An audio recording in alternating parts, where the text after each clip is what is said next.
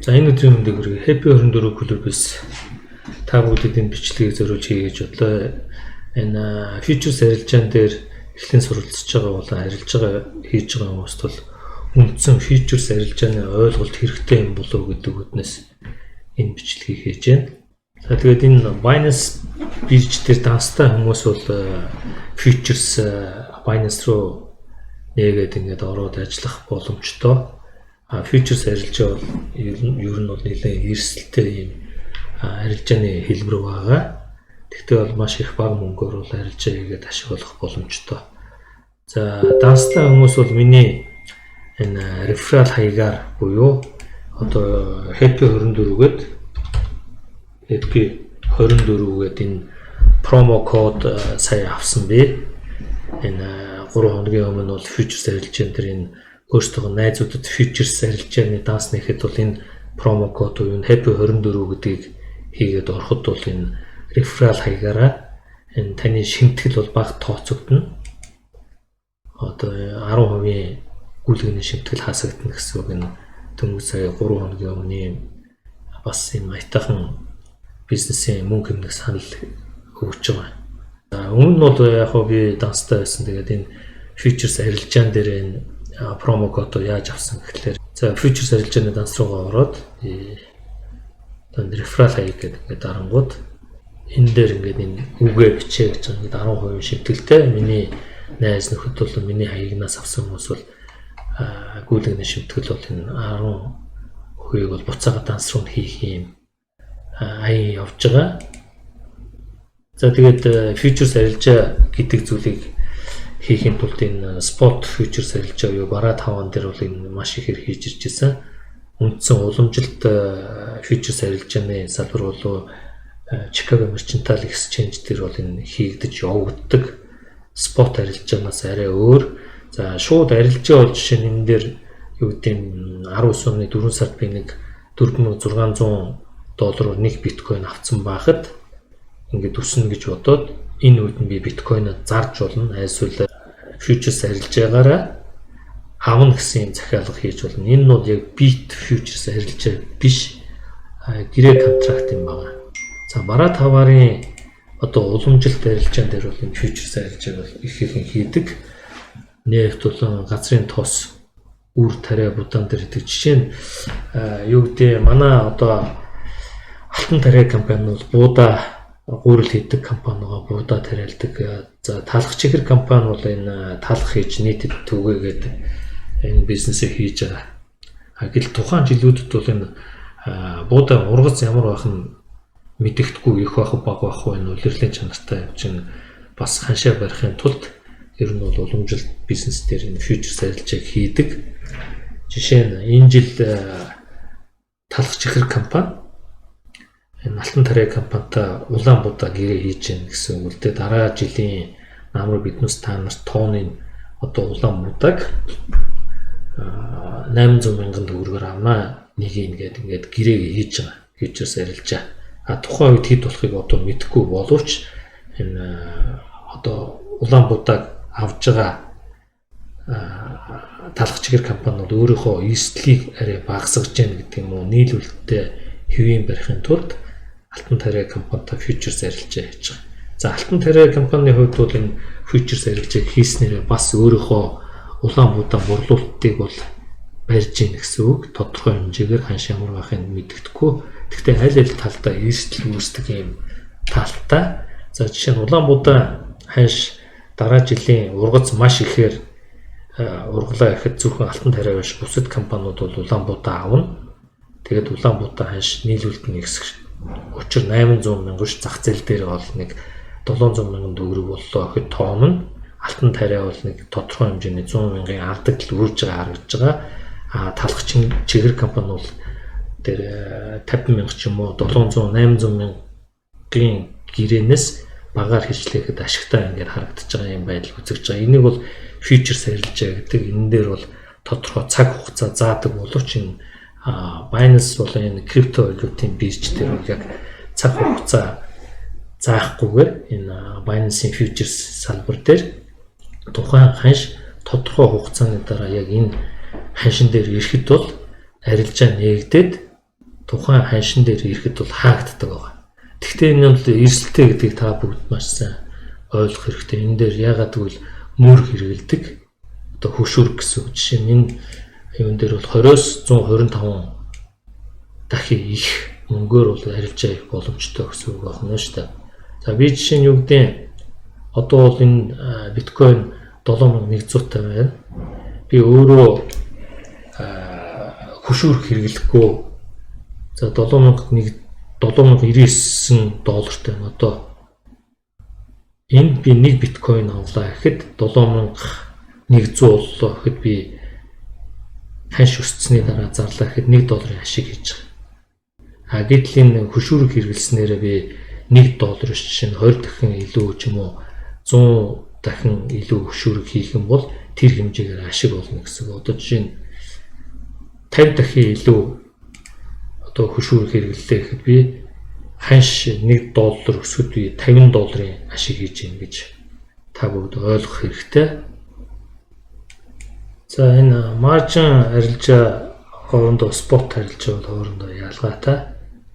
За энэ дээр тайлбарснаар ингээд жишээ нь 1000 долларын биткойн өөртөө байхгүйгээр арай бага түнгээр бол 1000 доллартай тэнцэх хэмжээний биткойн жишээ нь энэ дээр арилжаа хийж болно.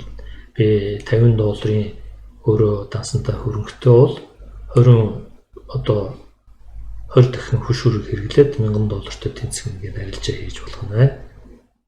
За крипто биржүүдээр фьючерс арилжаа хийснээр энэ Snap биржтэй төстэй боломжтой бизнесийг энэ фьючерс арилжаа, спот бол маржин арилжааны юм хашиг ойртуулах юм үйл явц болж байгаа. Энэ багт бол гарч ирсэн байгаа. Тодорхой хэмжээгээр спот маржин арилжааны хоорондын ханшны зөрүү бол багасах тийшээ хандж байгааг та бүгд ажиглаж байгаа. Иймэрхүү зүйл байдаг тул та бүгд энийг бол анхан сурж байгаа хүмүүст зориулаад энэ бичлэгийг хийж байгаа. Цаашдаа биднээс энэ яг фьючерс арилжааг амьд жишээн дээр харж үзүүлэх болно. За Binance бирж дээр та бүгд арилжаа хийхдээ бас шинтгэл юмнуудын сайн үзэх хэрэгтэй. Одоо жишээ нь энэ дээр maker буюу taker гэдэг шинтгэл нь арай өөр байдаг. Тэрийг та бүгд бас ингээд ажиглаад ялгааг нь харах шинтгэл дээр тооцоо хийж энэ арилжаа хийх нь зөв болов. Ягаад тэгэхээр зах зээлийг үүсгэгчд бол энэ maker дээр энэ фьючерс арилжааг хийж байгаа хүмүүст бол энэ хэмжээнээс нь хамаарат шинтгэл нь арай taker буюу яг шууд арилжаа хийж байгаа хүмүүсээс бол шинтгэл нь арай бага байдаг. 2 дахин бага харагдаж байна энэ дээр. За үндсэн энэ фьючерс арилжааныхаа энэ доторх самбар руу ороод бага зэрэг зүйлүүдийн та бүгд тайлбарлаж өгье. За түрүүн миний реферал хаягаар орохдоо энэ Happy 24 гэдгийг ингээд та бүгд өөрсдөө ердийн үндсэн Binance бирж дээр данс авчаад фьючерс арилжааны данс нээгтээ Happy 24 гэдгийг бичвэл таны арилжааны шинтгэл 10% буцаж орно гэсэн үг. Арилжаа болгоноос нэг 10 цент ч юм уу тодорхой хэмжээний дүнгээс нь одоо 10% буцаад таны дансанд орох юм байна. За энэ самбар дээр ингээд харах юм бол энэ фьючерс арилжааны энэ buy буюу long худалдаж авах гэсэн үг. За энэ улаан нь бол sell буюу short гэсэн үг. Бүх ханш гайг бол энэ дээр мэдээж ногооныгоо дарна би buy.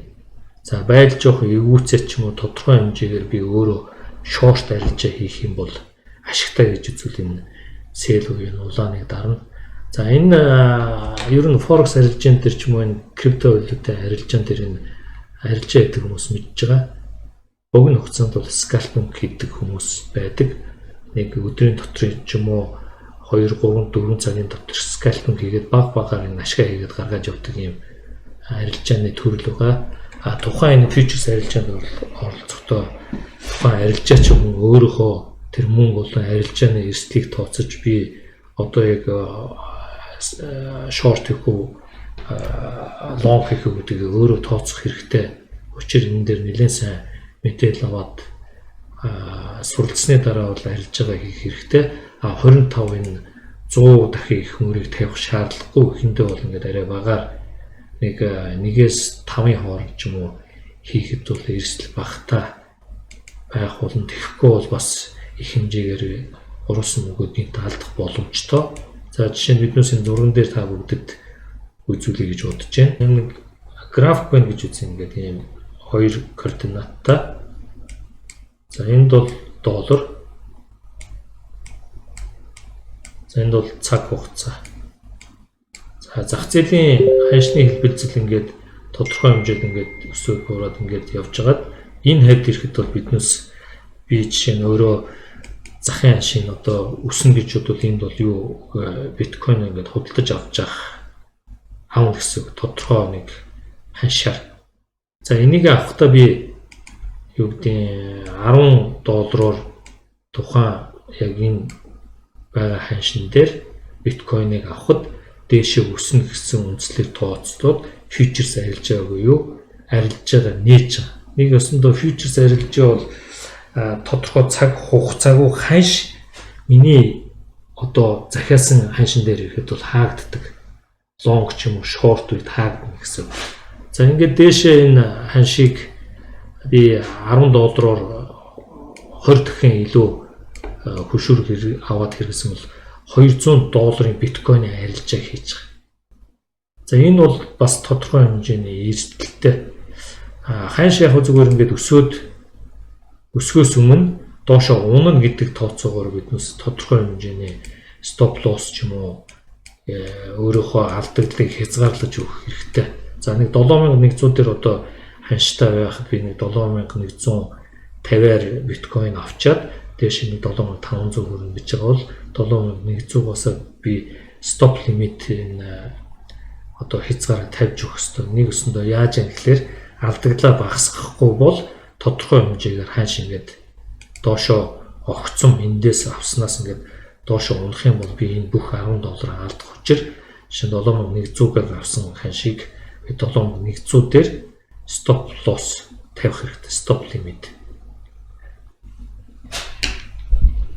Тэгэх юм бол энэ тодорхой хэмжээний ханшны өсөлт 10% ч юм уу 10% унахад би энэ дээр за ханш $5 хэмжээтэй унах хуваар мэлэхэд би бүх $10 алдахгүй зөвхөн $5 алдах ийм ашигтай. Эсвэргээрээ яг миний тооцоолж ирснээр ингээд ханш дэше хөдлөөж явах юм бол энэ 7500 ч юм уу 7400 ч юм уу тодорхой хэмжээгээр энэ $200 авсан биткойныхоо хэмжээгээр ашиг хийнэ гэсэн үг. $10 биш.